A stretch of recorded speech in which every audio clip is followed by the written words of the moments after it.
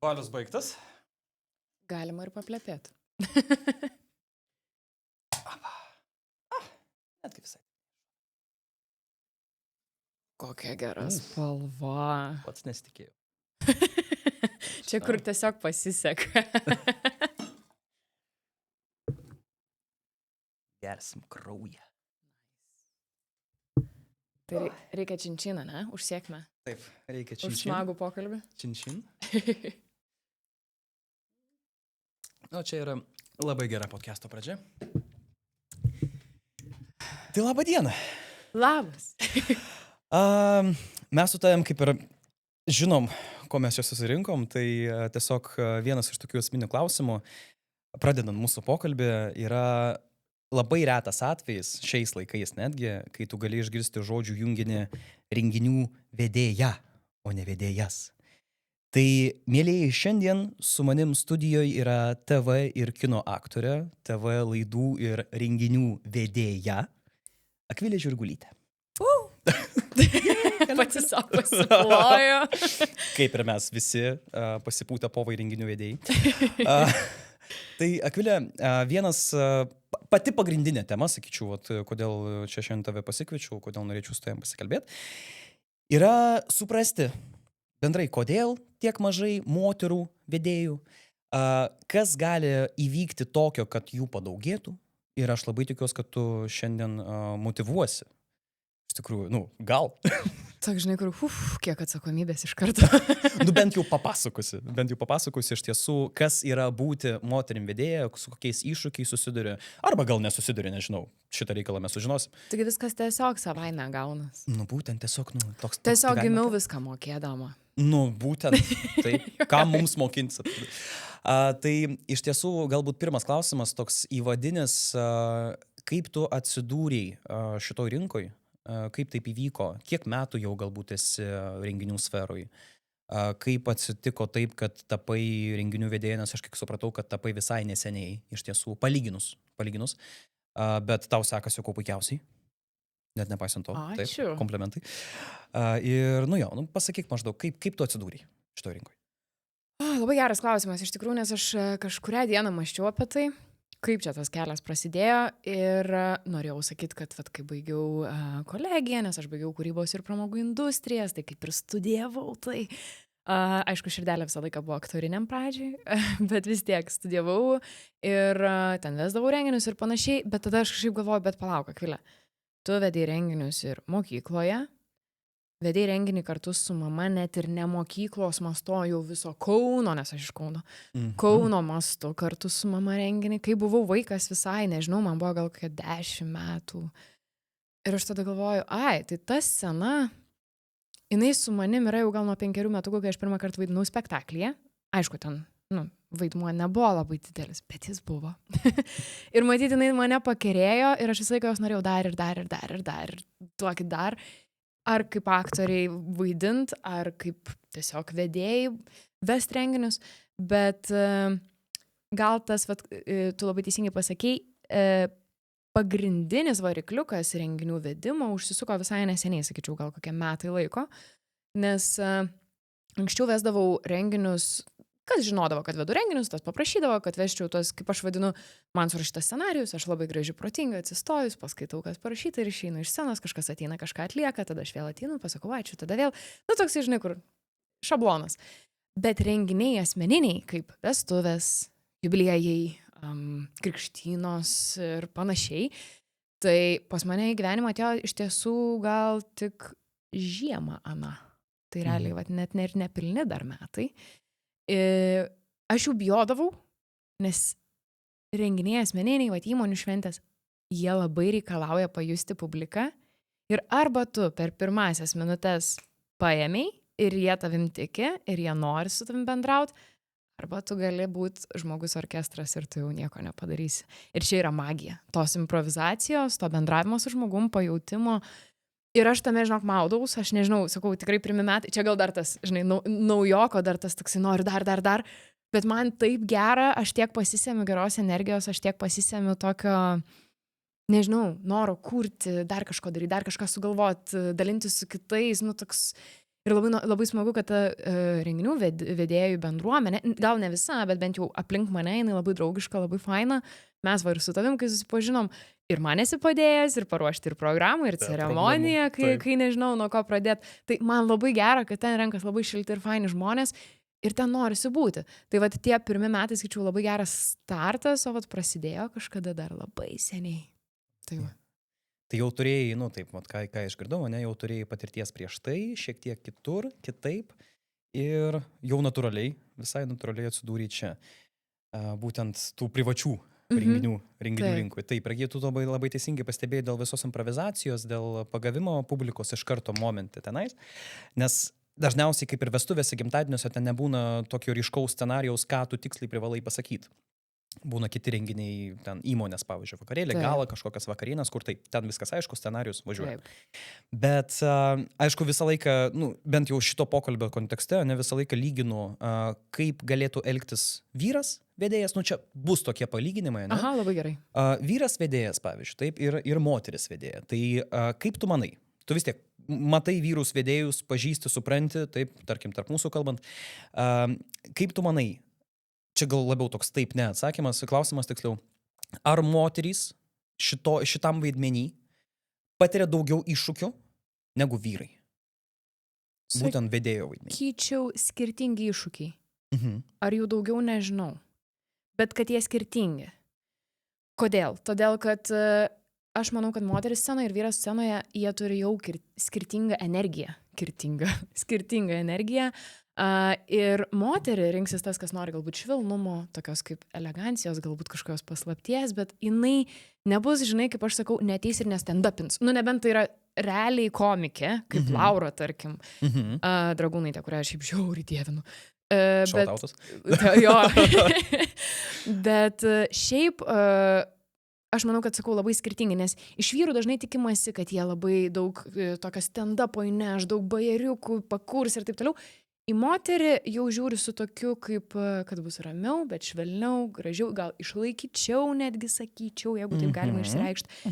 Tai skirtingi dalykai, ko tikisi užsakovas.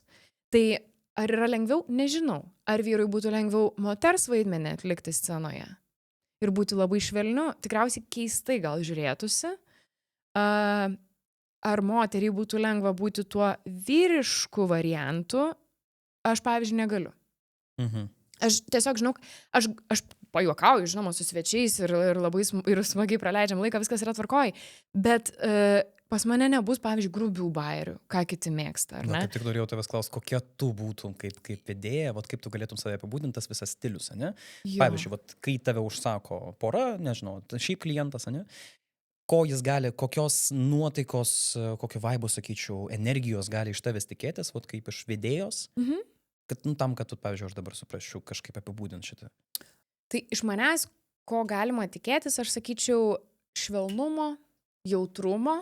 Ceremonijas vesdama visada verkiu ir visada įspėju jaunuosius. Aš verksiu. Nes aš esu moteris ir man yra galima. Aš skelbiu jūs vyrų.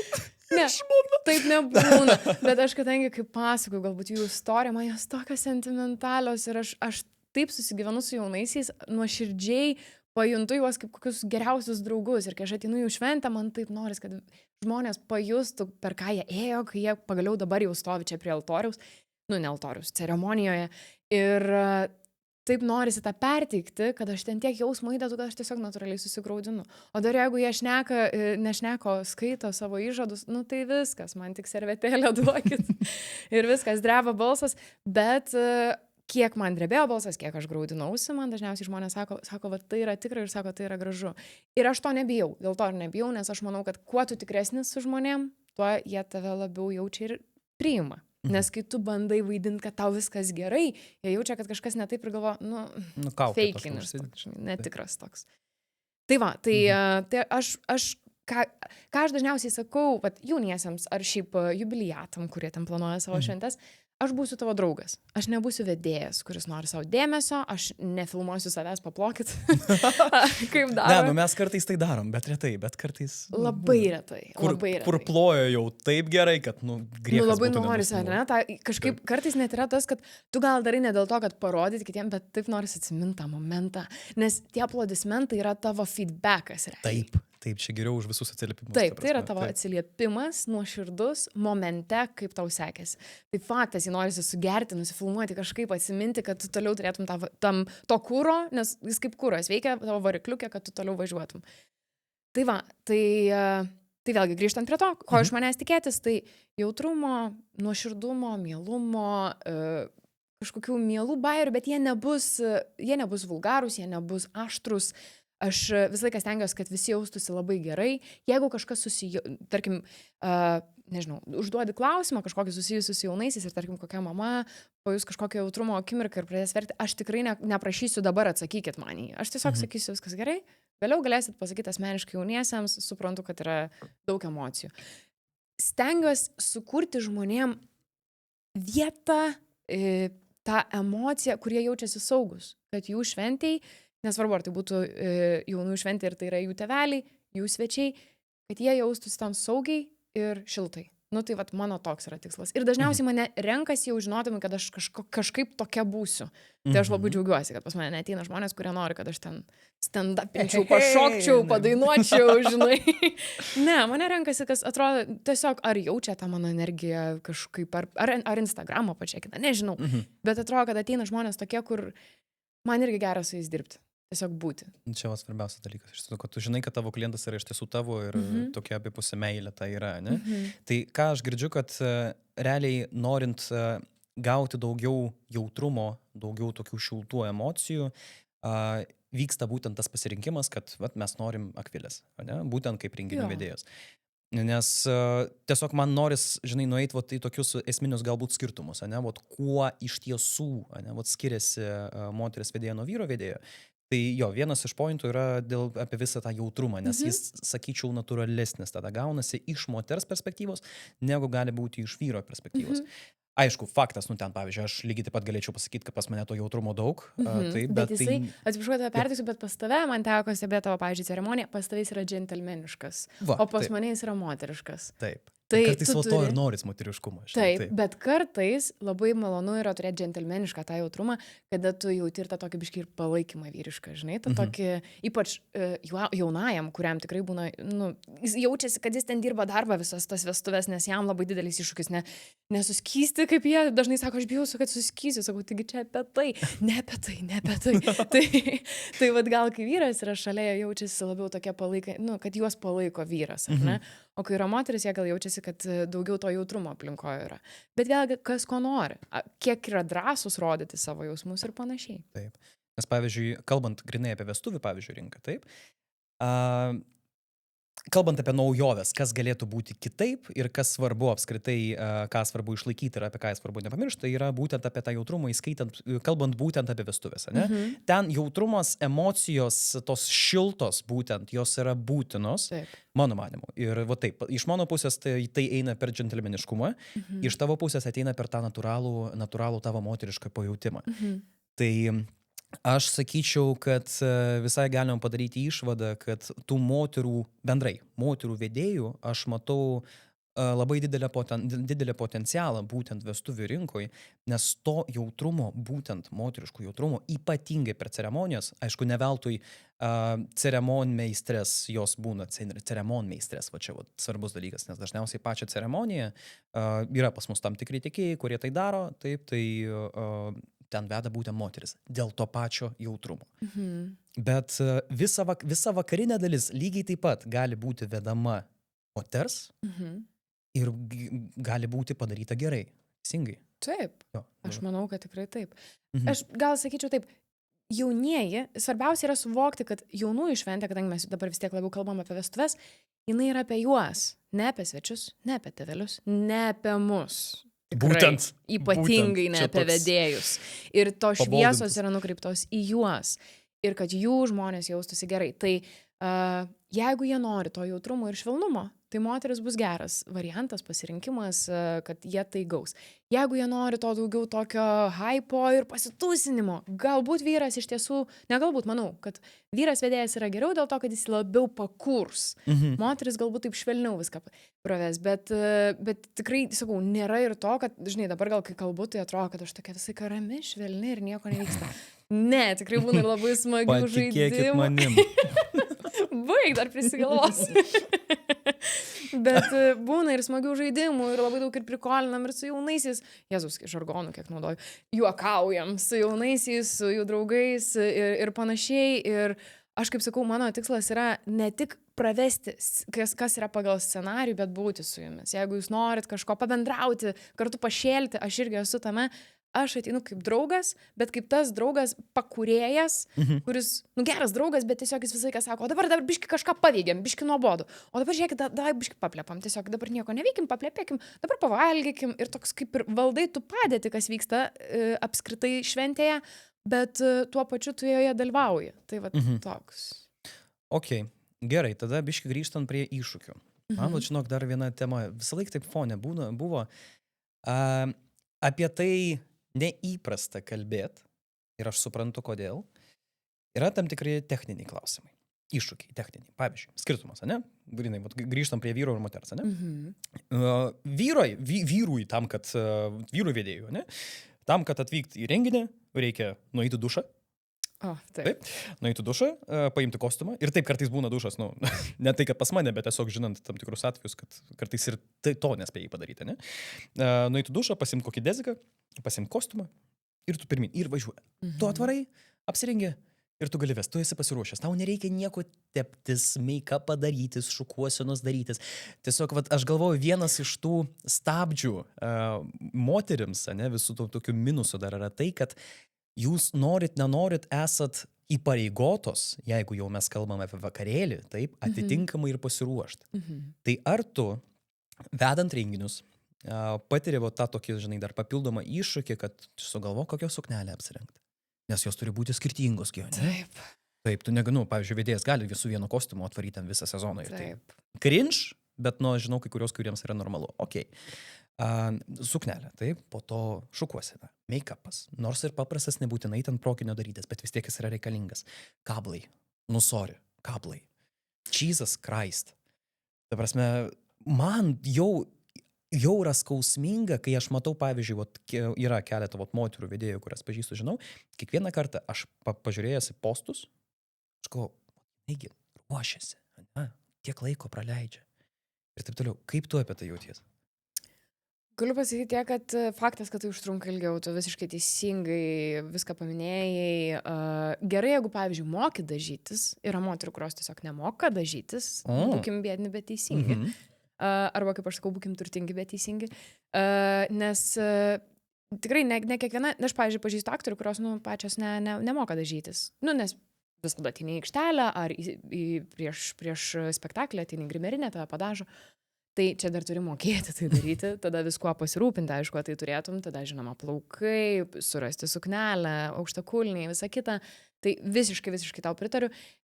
Aš tik tai gal išmokau vieną dalyką, aš vedu be kablų, nebent tai yra jau ta oficialioji kažkokia, atskirai yra atskirta, kada oficialioji dalis ir kada tokia, sakykime, vakarinė, pavyzdžiui, kada įmonių šventės būna. Tai kažkokią dalį galiu būti su aukštakulniais, bet 6 valandų su aukštakulniais fiziškai yra neįmanoma.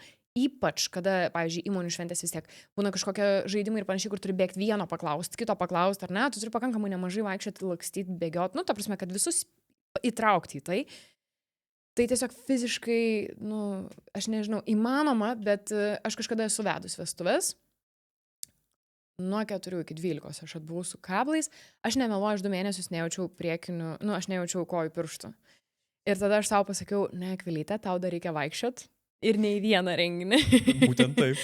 Ir mes, Akvilyte, dirbsim su paprastais bateliais. Tai va, tai toks, aš čia gal galėčiau netgi pasakyti merginom, kad irgi nepersistenkit. Galima rasti tų outfitų, tų įvaizdžių, kuriuos galima pritaikyti ir be aukštakulnių ir jūs jausitės patogiau, užtikrinčiau galų gale su aukštakulniais. Jau pavarsta kojos, atsiranda liksvaros neišlaikymas, gali nugriūti tiesiog, ar ne, kažkur užkliūti. Nu, ta prasme, labai daug visko. Tai tiesiog, kad tau būtų patogu, nes vedant renginį turi būti patogu. Tai čia aukštakulnius aš palieku, kada būna scenoje, ar ne, ten valanda kita, o po to jau kažkokia gal eina jau tokia linksmesnė dalis, tada aš persiūnu arba apskritai vedu be aukštakulnių. Tai sakau, priklauso nuo renginio. Bet kažkaip dėl šito niekada negavau nei pastabų, nei kažkokio klausimo. Vat, tarkim, su jaunaisiais, vat, kai vedu vestuvės, nežinau, aš kažkaip jaučiuosi gerai, aš jaučiuosi patogiai, jie aišku mato, kad aš dažniausiai stengiuosi, jeigu nėra, tarkim, organizatoriaus, nes ne visos vestuvės būna su organizatoriais, tai tu dar turi spėti viską. Deja. Tai tu dar turi spėti, žinai, nueit, paimt, padaryti, tai su aukštakulniais, tai yra tiesiog. O dar jeigu vyksta sodyboj, ant žolės, tai ta prasme, tu ten kaip su kauptuku į tas žolės vaikščiotum. Tai jo, tai toks, tu renkėsi patogų variantą. Ir čia būtent, kad tu gali rinktis tą patogų variantą, tai yra normalu, nes... Tikrai gali. Nežinai, aš kalbant su tavimi, aš visą laiką galvoju, noris tikėti, ne, kad dabar kitoj kameros pusėje sėdi, pavyzdžiui, mergina, kuri turi potencialą, žino, kad jai tai patiktų, norėtų pamėginti, bet tarkim turi tam tikrų klausimų, iššūkių, žinai, dėl tos pačios aprangos, avalinės ir taip toliau. Čia ką aš girdžiu, kad yra tų pasirinkimų tikrai patogių ir tas patogumas yra būtinas realiai mūsų rinkoje, sferoje, kad tu tiesiog gebėtum daryti, pavyzdžiui, keletą dienų iš eilės, ypatingai moterim. Taip. Aš šiaip iš tikrųjų šitą netgi gavau patarimą dėl avalinės patogios, tai iš kito vedėjo, vyro, bet aš gavau patarimą, kad sako, žinok vieną, kai tu vedi asmeninės šventės ar vestuvės, turėk patogią avalinę, nes tai yra numeris 1, ko tau reikia, nes tu joje praleisi visą dieną. Ir daug vaikščiosi, nes aš gaila neturiu to laikrodžio, žinai, kur žingsnius skaičiuoja, o telefoną ne visada turiu su savimi renginiuose, bet aš manau, kad aš tikrai padarau daugiau negu 10 000 žingsnių vien renginį. Sutiktum su manim tikriausiai. Tikrai. Tai va, tai įsivaizduok dar ant aukštakulnių. Nu tai čia yra toksai. Bet šiaip, o dėl suknelių, aš šiaip, pavyzdžiui, kai vestuvės vedžiau šiemet, tai turėjau tokį rūbą, kurį dažniausiai dėvėdavau, tokį kaip kombinezoną. Bet sakyčiau, kad taip, tu kaip moteris turi turėti daug variacijų. Pavyzdžiui, krikštynos, ar ne? Nu tai jau neteisi juodai apsirengęs, jau norėtus kažkaip, ar tai kažkaip rausvai, ar melsvai, ar galų gale į baltą pusę, ar ne, kažkaip šampano spalva. Nu, žodžiu, kad prisitaikyti reikia, nes tu turi atsirinkti aprangą, kuri atitektų temą. Šventę, į kurią tu vedi. Tai moterim yra daugiau į ką turi atkreipti dėmesį negu vyram, nes kaip tu ir minėjai, vyras gali su kostiumu ateiti ir į gimtadienį, ir į vestuves, ir į įmonės šventę, ar apskritai, nežinau, kokį nors atidarimo šventę. Visur tinka kostiumas. Moterim dėja mes turim galvoti. Suknelė, ar tai būtų kelnės, ar kažkas, ar patogu, nes vėlgi, suknelė nėra patogu, ypatingai jeigu tu turi daug kur lakstyti ir daug ką daryti, nepasilenksi, turėsi tūptis, jeigu jinai trumpesnė, ar ne? Jeigu ilga, kažkur kips, galbūt nugriūsi. Nu, žodžiu, turi labai irgi apgalvoti apie patogumą, nes patogumas mūsų darbė yra labai labai būtinas. Ir matai, tu pradžiai sakė, aš nepatiriu jokių iššūkių. Ne, aš sakiau, jie skirtingi negu vyrų. Ne, aš tikrai patiriu iššūkių, aš juokavau, tikrai negimiau mokėdama. Nesikabina prie žodžių, nereikia. Ir tikrai yra buvę, kur atvykstu į kokį nors renginį ir aš galvoju, Dieve mano, ką aš čia darysiu, nes atrodo, kad nebesupranti, kas vyksta, nes tiesiog kažkokia tokia diena, kur atrodo nesusitvarkai. Galiausiai, aišku, tu vis tiek viską padarai gerai, kas yra labai geras dalykas, ką vėlgi man pasakė vienas vedėjas, sakė, ir aš šitą savo dažnai kartoju renginiuose, jie nežino, kaip turi būti. Taip. Čia yra mano paguodos frazė savo. No one knows the plan. Niekas nežino, kaip turi būti. Tada aš nurimstu, važiuojam toliau. Nu ir tada kažkaip išsisuki iš tos situacijos. Tai, tai šitas čia mano paguodos frazė. Bet kiek žinau, man lygiai ta pati frazė lygiai taip pat padeda, tai aš manau, čia mūsų moto realiai. Taip. Niekas nežino, kaip turi būti. Taip. Chill. Taip. Ir tas labai ramina, bet aš, žinai, ką dar pastebėjau dabar, kalbant apie visus tos iššūkius, kodėl pasakiau, žinai, kad kaip ir pradžios sakai, kad nepatiri, bet, žinai, iš tiesų patiri. Čia visa tame ir esmė yra, kad mano manimu, kas mane žavi iš tiesų, ne? Moterų vedėjų yra mažai, bet ir darbas kaip ir praktiškai, ne, yra tas pats. Tiek pas vyrus, tiek pas mano. Vestringai, viskas aišku, taip, darbas yra tas pats. Bet kas dabar yra aišku jau šią sekundę kalbant su tavim, kad moteris tam pačiam, toj pačioj roliai patiria daug daugiau iššūkių, turi pagalvoti apie daug daugiau detalių, niuansų, tam, kad padaryti tą patį darbą, taip pat gerai. Tai mane kaip vyra šitas irgi neramina, sakyčiau, žinai, nes noris irgi, kad būtų, taip sakant, maksimali tą lygybę, bet tu supranti, kad yra tam tikri natūralūs dalykai ir tas ir žavi, kad moteris tai daro, patiria tos iššūkius ir vis tiek eina toliau. Tai čia, žinai, yra dar įeinant į kitą, tai yra būdas tos moters, kuri iš tiesų galėtų, tarkim, atidirbti, PVZ, 20, kaip minėjau, 20 renginių per sezoną.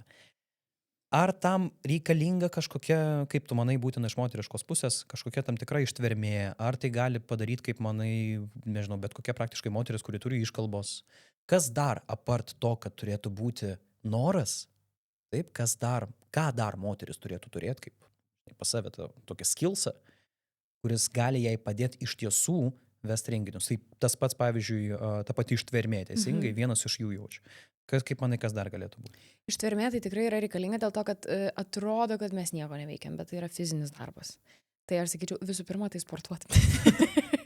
Juokingai skamba, bet taip, dėl to, kad tu tikrai daug laiko praleidai ant kojų, tu ištisai veiksme, bėgime, kartais reikia ir kažką pakelt, nunešti, vėlgi, jeigu nėra organizatorių ar kažkokių koordinatorių, ar ne, tai tu labai daug dalykų turi padaryti. Aš kaip sakau, mes kartais vadinamės vedėjai, bet mes tokie žmonės orkestrai, kur viską turim spėti padaryti ir nieks turi nepastebėti, žinai.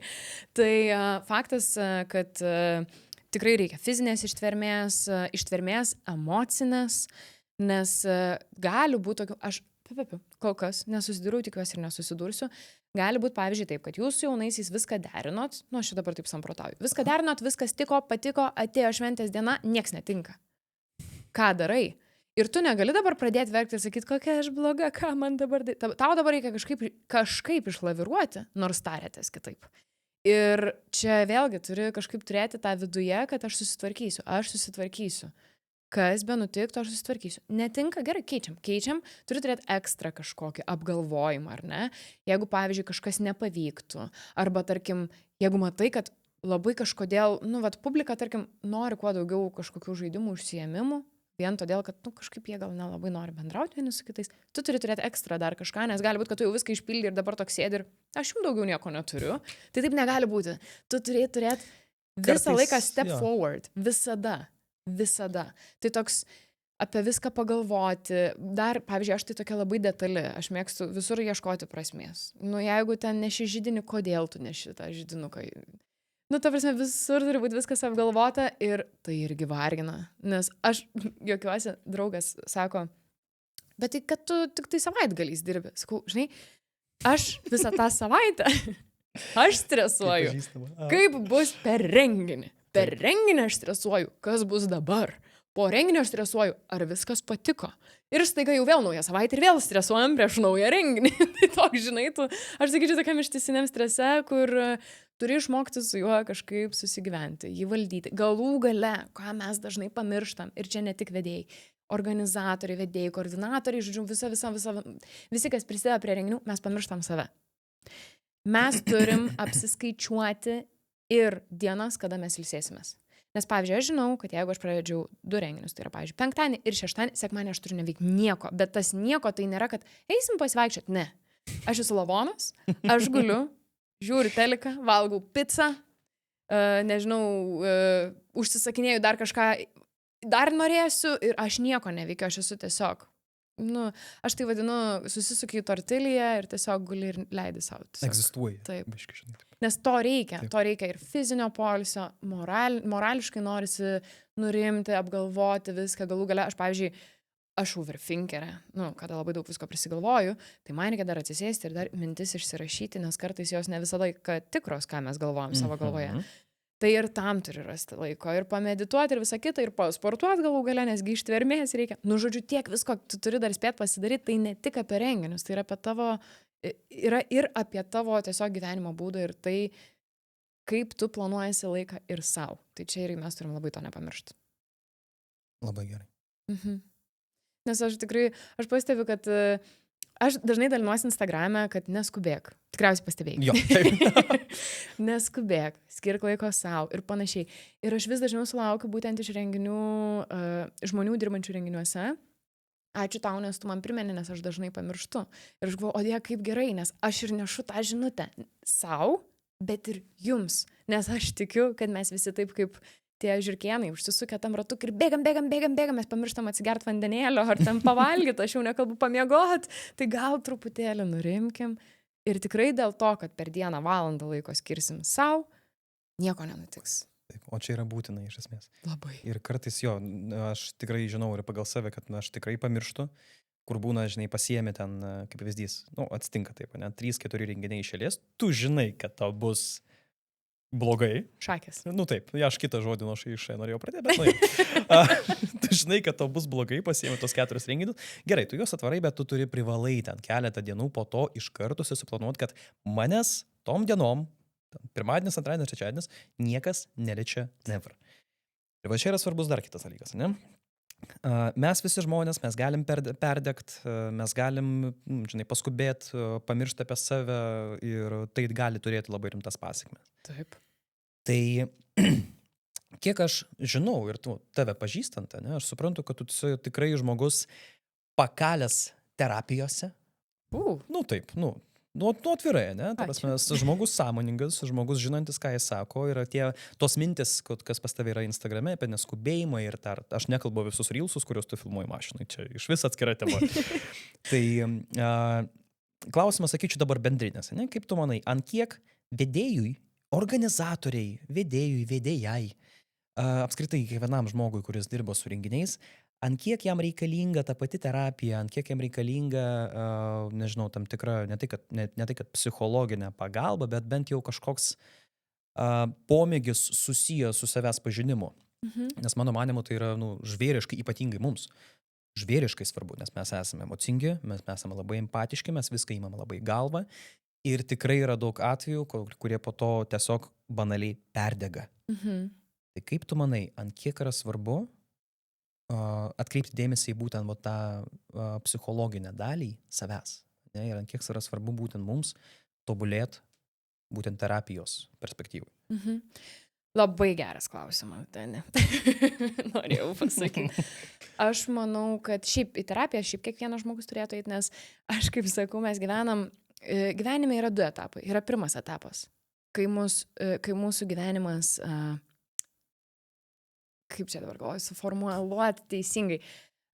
Pirmas yra etapas, mes sudirbam taip gyvenimą, kad mums reiks terapijos ir antrą dalį gyvenimo, mes tvarkom tai, ką pridirbom pirmoji pusė gyvenimo. Tai ta terapija reikalinga visiems. Ir čia nėra recepto, kad jos nereikėtų. Kaip tu beauginsi vaiką kaip tėvas, jis vis tiek bus traumuotas vienaip ar kitaip.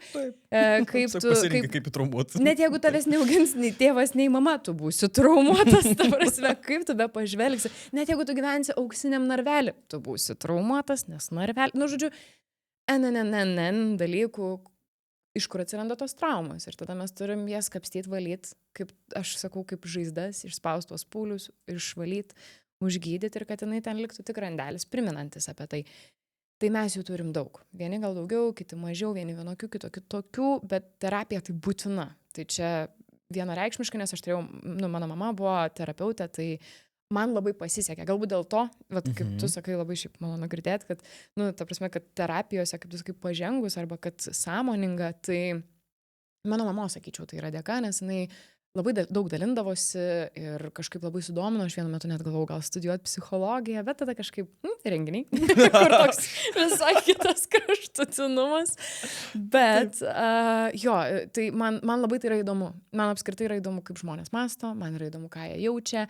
Ir aš dar tokia kartais jaučiuosi, kad esu toks, aš nežinau, angliškai yra tas healer, tai kaip čia, gydytojas, ne gydytojas, toks sunkiai išsiverčia, ar ne? Tas, nežinau, tos... Norintis padėti, gal taip išverčiau, toks, man vis norisi, jeigu aš matau, kad žmogui yra sunku, aš turiu labai daug empatijos ir man taip noris padėti. Ir matyt, iš to atsiranda, kad aš pradedu kapstyti, kas ten vyksta, kodėl, kaip visa tai prasidėjo, ką galima padaryti, kad būtų geriau. Tai aš taip darau su savim ir stengiuosi padėti ir kitiem, bet ką esu pastebėjus, kad svarbiausia yra savo užduoti teisingus klausimus ir juos atsakyti. Kas, kodėl, kaip aš sakau, visi tie, žinai, kur, kas, kur, kada, kaip, kuo, kam, nu čia ta lietuvių kalba. Tai iš esmės mes turim visus šitus savo užduoti kažkokioj problemai ir mes vis tiek rasim kažkokį atsakymą. Kai rasim atsakymą, mums lengviau yra išsivalyti tą vietą. Ir tada atsiranda, kai mes išsivalom tas problemas, atsiranda daugiau pasitikėjimo. Ir vad grįžtant prie renginių temos, jau čia dabar labai nuėjau tą terapiją, grįžtant prie renginių temos, kai tu išsivalai tas visas vietas, atsiranda pasitikėjimas. Ir atsiranda tas, kad tu kai dirbi, tu nebemastai, kad aš dirbu ir aš galiu neįtikti, arba, oi, čia pas mane yra tokia ir tokia problema, kaip čia dabar, kad jie nepastebėtų. Tu nebegalvoji apie tai, nes tu žinai, kad viskas bus gerai. Nu, kad ir kaip bebūtų, aš tiesiog žmogus ir viskas bus gerai. Tai, o sakau, o tie reelsai ir visi istorija ir visa kita, aš žinok taip ir save gydau. Čia visai toks, kaip mano, sakyčiau, biški dienoraštis, bet tuo pačiu, toks kaip lyg ir tuo pačiu pagalba kitiem. Tai toks. Tai visgi, nestudijuojant terapijos, padedi žmonėms ir šito klausimu lygiai taip pat. Na, aš labai tikiuosi. Šiaip, jo, gaunu tokių tikrai žinučių, arba net ir gyvai būna žmonės sako, man labai gera, sako, aš kartais taip pamatau tavo video, taip vietų ir laiku, kur sako, man to reikėjo ir aš, nu, man tai yra, žinai, kai žmonės sako, ko tau reikia, kad tu jaustumės, kad tą dieną kažką atlikai, man tiek užtenka. Jeigu aš žinau, kad kažkam kažkokiu būdu aš truputėlį padėjau, my job is done today, žinai. O jeigu dar ne vienas, tai čia iš vis fantastika. Ir o čia yra ta dalis, kur iš tiesų žmonės, kurie norėtų ir galėtų studijuoti ir galbūt studijuoja psichoterapiją, visai galėtų vesti renginius. Ne visi, bet ne visi. Aš tame tiesiog labai daug panašumų matau, nes renginy tu vykdai panašius dalykus. Ta prasme, tu lygiai taip pat padedi žmonėms atsipalaiduoti. Duodi jiems kažkokios informacijos, pakeiti, darai įtaką jų nuotaikai, ne? Jie išeina su tam tikrais įspūdžiais. Galbūt jiems to ir būtent tada reikėjo, žinai. Tiesiog vedėjos, kuri pasakytų vieną kitą fainą dalyką apie šitą svečią ir jo pasaulis apsivers, nu, bent jau trumpam laikui, ten momentą. Žinai, o ten įsivaizduok vyras, kuriam, nu, tu kaip moteris vedėja, ne, ateina prie svečio, prie visų, į mikrofoną pasakai, kad jūs, pavyzdžiui, gražiai atrodot. Nu, mums vyrams, kai apskritai šitos dalykus sako, mesgi po to metais šitą frazę su savim nešiojamės, žinai. Geras, nežinojau. Bet tu įsivaizduok, patikėk, kartais būna ir taip, žinai, moteris, ypatingai, žinai, moteris vedėja į mikrofą, prie visų pasakė, žinai, jūsų kostiumas toks nuostabus, nu, blemba, kaip gerai jaučiasi. Aš gal tik papildyčiau, kad, kaip tu sakai, visi terapeutai, gal terapeutai nereikia, kad dirbtų vedėjo darbą, nes jie vis tiek pas juos ten vis biškai kitaip yra ir technika ir viskas. Akivaizdu. Bet aš suprantu, ką tu nori pasakyti, tai aš gal sakyčiau, labai empatiški žmonės, jiems, manau, sekasi geriau būti vedėjais. Gal taip sakyčiau, tais draugais šventėje. Nes vedėjas, nu, dabar... Aš gal taip dabar jau savo akmenį mesiu į daržą, bet vedėjas žodis, renginių vedėjas, gal tie du žodžiai, šiais laikais yra biški patapę mums kaip tokia, mums tai neprideda gero, nes kartais šitie du žodžiai yra jau sudirbti, tų vedėjų, kurie yra apie save labiau, ir aš tikrai nenoriu sakyti, kad tokių nereikia, nes tikrai yra kam reikia, viskas yra tvarko, tiesiog tai yra ne mano technika, bet tada, pavyzdžiui, būna ateina jaunieji ir sako, bet žinokit, mes nenorim žaidimų. Ir aš sakau, kodėl? Nu, mes žinokit, nenorim ten tų morkų tarkuoti ir ten tų balionų sprogdinti. Ir aš galvoju, okei, kur jūs vargšai buvot? Bet čia vėlgi, aš taip galvoju, ar ne? Kitiem to reikia, kitiem yra faina ir viskas yra tvarko. Dėl to turi atrasti tą savo vedėją. Ir jeigu tu nori, kad būtų jautru, faina, šilta ir kažkaip, kad nu, tave pajaustų, tau reikia empatijos iš vedėjo. Tai vat, gal nebūtinai terapeutai gali būti, bet tie, kurie buvę terapijoje, kurie truputėlį pažįsta labiau save ir gali atpažinti kitame kažką, ko jam reikia, ką ir minėjai, kad tiesiog gal komplimento, jiems seksis geriau, mano nuomonė. Bet tai tik mano nuomonė. Nes jo, apie terapeutus irgi tik mano nuomonė. Čia, jo. Nes nenoriu, žinai, kad po to būtų taip, jinai sakė, ne, aš tik taip pasidalinau nuomonę, aš nesakau, kad tai yra faktas, taip. Visi yra faini ir visokių reikia ir viskas yra, va. Tai liečia visą mūsų pokalbį, tai ką mes sakome, ir tiesiog mūsų asmeninės nuomonės. Taip. Tai dar, taip sakant, žinai, finalizuojant mūsų pokalbį, toks vienas iš paskutinių klausimų, realiai paskutinis, ir būtų grįžtant prie tos mergaitės, moters, kuri dabar, pavyzdžiui, žiūri mūsų podcastą, ne, ir turi tokių minčių ir idėjų, ką tu galėtum parekomenduoti, taip, pasiūlyt, patart, būtent merginom, kurios potencialiai norėtų, bet nežino, kaip pradėti. Bendrai, iš savo pusės, ką tu galėtum pasakyti, kaip tapti renginių vedėja? Arba ko reikėtų tiksliau? Nu taip trumpiau, žinai, apibendrinant. Nu, tai aš susimaščiau, nes šiaip daug ko reikia, bet tuo pačiu mes daug ką kartais netgi jau turim nežinodami. Paaiškinsiu, ką turiu galvoje. Pavyzdžiui, scenos kalba. Manau, kad to labai reikia, kad žmogus aiškiai artikuliuotų, labai gerai dėstytų mintis, nes tada yra daug maloniau žiūrėti į tokį vedėją. Bet vėlgi čia jau gal mano toks iš aktorinio pusės ateina, kad aš noriu aiškiai suprast, ką tu man sakai. Ir pavyzdžiui, tavo dikcija ir tai, kaip tu kalbi, tai yra wow, nes tikrai ne kiekvienas vedėjas turi. Kalbant apie dalykus, kuriuos tu po to nešiojus metų metais. Tai labai tikiuosi ir nešiosies ir atsiminsi, nes tikrai susiduriu su vedėjais, kurie kartais taip norėdami galbūt fainai ar kažkokiam personaže netgi būna vesdami renginį, jie pradeda kažką ten man, ir aš nebesuprantu, ką tu šneki ir taip kur. Aš tiesiog palauksiu ir pažiūrėsiu, kaip reaguos kiti. Čia kažką reikia daryti, gerai. Tai čia taip neturi būti, nes jeigu tu jau turi mikrofoną, tu turi mokėti su juo elgtis. Tai aš sakyčiau, scenos kalba, arba galima tai vadinti tiesiog, vyksta visokių iš tikrųjų seminarų ir mokymų, kaip valdyti balsą, kokius pratimus daryti, kaip mokėti artikuliuoti ir panašiai. Tai aš manyčiau, kad šito labai reikia, nes kažkodėl tai yra labai nesureikšminta, kaip dabar madinga sakyti, kaip sako mūsų labai gerbiamas politikas. Nesureikšminkim, tai daug kas nesureikšmina, bet tai turėtume sureikšminti. Tada kitas momentas, ko mums galbūt reikėtų, tai nebijoti. Ką labai lengva pasakyti ir sunku padaryti, bet aš pasidalinsiu tokia vėlgi fraze, kuri man padeda visame kame, jau čia ne tik renginiuose. Aš ją išgirdau tarp kitko iš kitos merginos, iš burlesko šokėjos beje. Dabar vėlgi bus shout out, tai yra Morta Smith, labai nuostabi mergina. Ir jinai kažkada pasakė tokią frazę. Aš baimę keičiu į smalsumą. Baimę keičiu smalsumu. Ir žinok, man tai buvo toks, kaip aš kartais sakau, kai aš kažką išgirstu, jo toks galvoju, kur taip, what the fuck, man tik tiek ir reikėjo, žinai. Tai ir buvo, kur jinai kaip pasakė, aš šitą pasiemu, įsidedu ir kiekvieną dieną savo primenu. Ir man iš tikrųjų tai padėjo su renginiais įsivažiuoti, nes aš žiauriai bijojau. Aš bijojau, kaip mane priims publika, ar aš turėsiu užsakymų galų gale, nes ašgi kaip ir nevedžiau asmeninių švenčių. Tai kas mane užsakys, kaip man tai pradėti? Nuo ko pradėti tą scenarijų rašyti, nes aš visai ką gaudavau scenarijų, man tuo nereikėdavo rūpintis. Čia tu turi viską pats. Tai baimė keisti smalsumu. Tai dabar būna taip, aš bijau, nežinau nuo ko pradėti, įdomu, kas gausis. Važiuojam Akvilytę, viskas bus gerai. Tai toks, čia sakyčiau, šitą būtinai reikia savo pasakyti. Ir kitas momentas, žinoti, kaip elgtis scenoje, pavyzdžiui. Vėlgi, matai scena. Matyt, man ta scena, kaip užaugusiai teatre, yra labai svarbu scenos etiketas. Tai neatsukti svečiui nugaros, kažkaip pateikti visada, kad svečias būtų tas toksai, kaip aš vadinu, prožektoriai būtų į jį. Netgi kai tu su juo kalbės, nepažeminti jokių atveju. Nes kiti mėgsta, pavyzdžiui, per humorą, ne tai, kad mėgsta, bet gal jiems taip gaunas, nežinau, esu susidūrus, kada, svečiui meta kaip bajeriuką.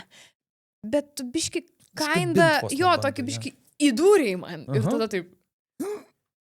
Ir aš kaip ir dabar turiu vartytis, nors esu svečias. Aš neturėčiau taip jaustis. Aš turėčiau jaustis, kad aš ką be pasakysiu, tu mane išvartysi. Tas saugumo jausmas.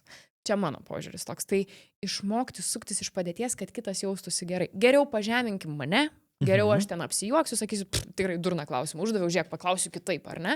Ir tu jautiesi gerai, nes jeigu aš sakysiu, Deni, kas geriau, būt vyru ar moterim? Ir tu taip, gerai, nesąmonę paklausiu, žiūrėk. O dabar, kaip manai, kas geriau vedėjas, vyras ar moteris? Ir tada gal tau lengviau yra atsakyti, ar ne? Okay. Aš turiu stebėti reakciją ir mokėti pritaikyti taip, kad žmogus jaustųsi patogiai. Nesvarbu, kokiu klausimu. Tu turi suteikti patogumo jausmą. Tai ir empatija. Ne visi mes ją turim, bet galima išmokti jos tiesiog terapijose, kaip tu sakei, arba tiesiog bandyti bendrauti kuo daugiau su žmonėm, juos pajusti ir žinoti, kad aš noriu jiems suteikti kuo daugiau gero. Ir kai tu norėsi suteikti jiems gero, tu gausi atgal labai daug gero. Tai mes taip dalinamės. Tai va, nežinau, ar aš čia kažką patariau. Nu, čia, žinok, labai, labai vertinga informacija, mano manimo, bet kokiu atveju. Tai va, tai aš manyčiau, kad čia yra gal svarbiausi dalykai. Tai, taip sakant, užbaigiant mūsų pokalbį. Aš matau, kad, žinai, kai mes čia bendravom su tavim... Aš net nepakėliau taurės. Jo, net nepakėliai taurės, bet bus dabar proga pakelti, čin padaryti antrą kartą. Labai gerai. Tai, draugai, šiandien su mumis buvo TV ir teatro aktorė. Kino. Bet tikiuosi ir teatro. Labai geras šitas buvo. Aš labai tikiuosi kažkada ir teatro. Taip, tai TV ir kino aktorė, TV laidų vedėja ir renginių vedėja Akvilė Žirgulytė. Ir Denis nuostabusis mūsų vedėjas ir šiaip labai charizmatiškas žmogus. Tai cheers for life. Čin. Balius baigtas. Balius baigtas, galim ilsėtis.